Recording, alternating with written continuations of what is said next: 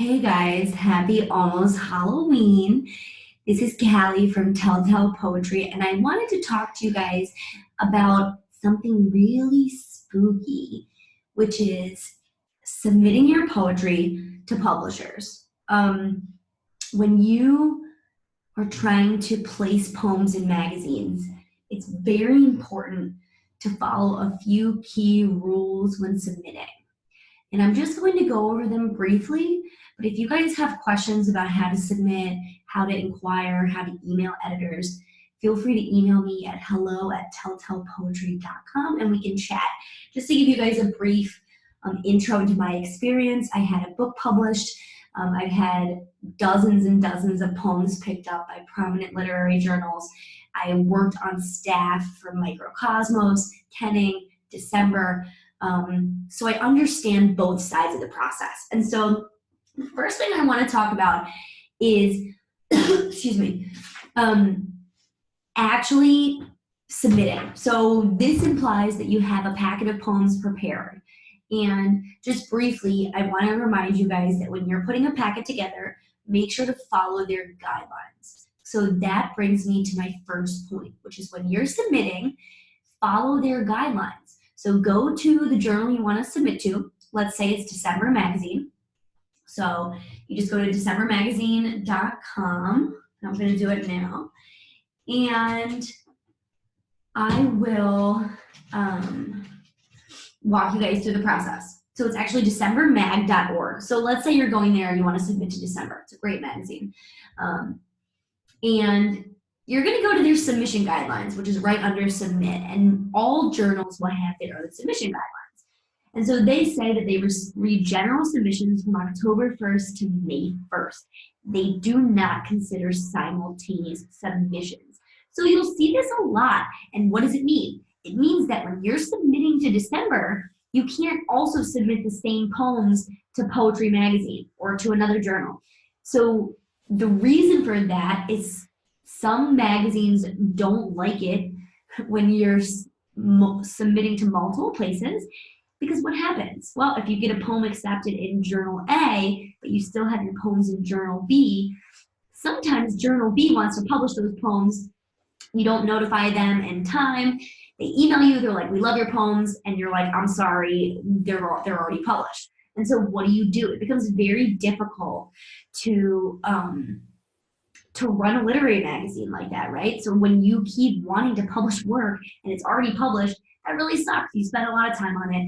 So the main trick, and it's not really a trick, but it's to follow their guidelines. So if they tell you no simultaneous submissions, I would suggest that you don't simultaneously submit.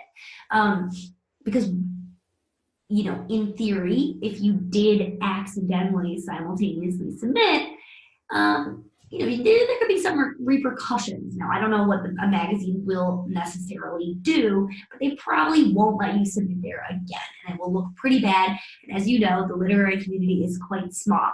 So tip number one, if I could, I would have it flashing across the screen, right? Read the submission guidelines and follow them. So it's not enough just that you know them, right? You have to actually listen. And so that's the first tip. The second tip is to make your cover letter personal. So what I want you guys to do when you're submitting is read a copy of the magazine. It makes sense. That's the first step. The second step is I want you to look over the masthead and see who's working on the journal. And then I want you to do a little bit of internet stalking. I'm going to say that lightly because I just want you to go and read their own work and see what they're writing. And then when you submit, I want you to use the editor's name in your cover letter. Dear Jane, Dear Morgan, okay, whoever it is, use their names. Maybe there's 3 people, Dear Morgan, John, and Sue, whatever. And I want you to keep doing that every time you submit. So it adds a little bit of extra work, but it's more personalized. When an editor gets a submission that just says, Dear Editor, they know you didn't read their masthead, and you probably didn't read the journal. So the second thing is, I want you to call out and point out a particular piece from their magazine that you loved. Now, if you didn't love anything, you don't have to do it. But let's say you genuinely loved and appreciated a piece of literature that they published. I want you to say it. Dear Morgan, I loved the story titled The Lottery by Shirley Jackson in your most recent version of American Poetry Journal, American Poetry Review. Um, Obviously Shirley Jackson is a fiction writer, so but I'm just giving you an example. So pull out something, let them know you read the work, you read their magazine, and then say, I have these poems, and this is why I think they would fit your aesthetic. You don't have to make it long. I would say keep your cover letter between 2 and 5 sentences.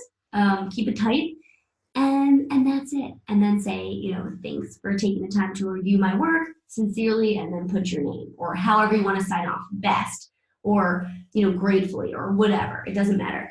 So that's the second tip: is read the work, familiarize yourself with the journal, familiarize yourself with the editor's work, and make that clear in your cover letter. And the third is about formatting. And I know these seem really simple, but these are also really easy ways for a journal to throw your work out without even really spending time on it. So make sure that you're submitting in standard format. That's Times New Roman, .12 font. If they tell you not to put your name on the submission, don't put your name on it. Usually the submissions don't have a cover page. So usually when you submit a packet of poems, you just start with the poems themselves. Each new poem is on its own page. So when they ask for 5 pages, don't put 100 poems in, 2-point font. Use 12-point font, put 1 poem on each page. And I think that will help. These are just really general guidelines to get you over, the fear of submitting. So if you've never submitted before, I want to challenge you today, October 17th, to submit 5 poems to 1 journal this week, and then email me at hello@telltalepoetry.com and let me know how it went. That's your homework for the week. I wish you luck. If you have questions, I'm always here. Thanks for listening.